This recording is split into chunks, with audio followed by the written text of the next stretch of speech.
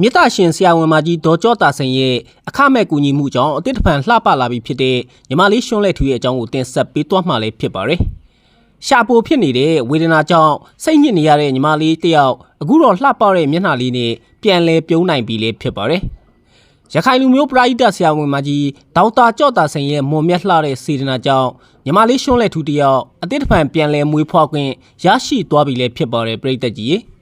ဆရာမကြီးဟာပရိသတ်အသင်းနဲ့ချိတ်ဆက်ပြီးဆေးရုံအုပ်ကြီးထံတိုက်ရိုက်ဆက်တွေကညီမလေးအတွက်အခမဲ့ခွဲစိတ်ကုသပေးဖို့စီစဉ်ပေးခဲ့တာလည်းဖြစ်ပါတယ်။ဆရာမကြီးရဲ့မြေတာနဲ့ဆရာဝန်ကြီးများရဲ့လက်စွမ်းကြောင့်ခွဲစိတ်မှုဟာအောင်မြင်စွာပြီးဆုံးခဲ့ပြီးညီမလေးရဲ့မျက်နှာလေးဟာလည်းပြန်လဲကောင်းမွန်လာခဲ့ပြီလည်းဖြစ်ပါတယ်။နေကောင်းလာရင်ဖခင်ကြီးကိုပြန်လဲလှုပ်ကြွေးမယ်ဆိုတဲ့ညီမလေးရဲ့တည်တတ်တဲ့စိတ်သက်လေးကလည်းတကယ်ကိုအားရစရာပါ။ကဲတင်ရှင်လက်တစ်ဖက်ပိုင်ရှင်ဆရာမကြီးနဲ့အဖွဲ့သားအားလုံးကိုလည်းအထူးပဲကျေးဇူးတင်လေးစားမိပါတယ်။အမှန်တကယ်လိုအပ်နေသူတွေကိုအခမဲ့ကဲတင်ပေးတဲ့ဒီမွန်မြတ်တဲ့အလှူအားလုံးကိုတာဓုခွန်နိုင်အောင်ပြန်လည်မျှဝေပေးလိုက်ခြင်းလည်းဖြစ်ပါတယ်။အားလုံးကိုကျေးဇူးအများကြီးတင်ပါတယ်။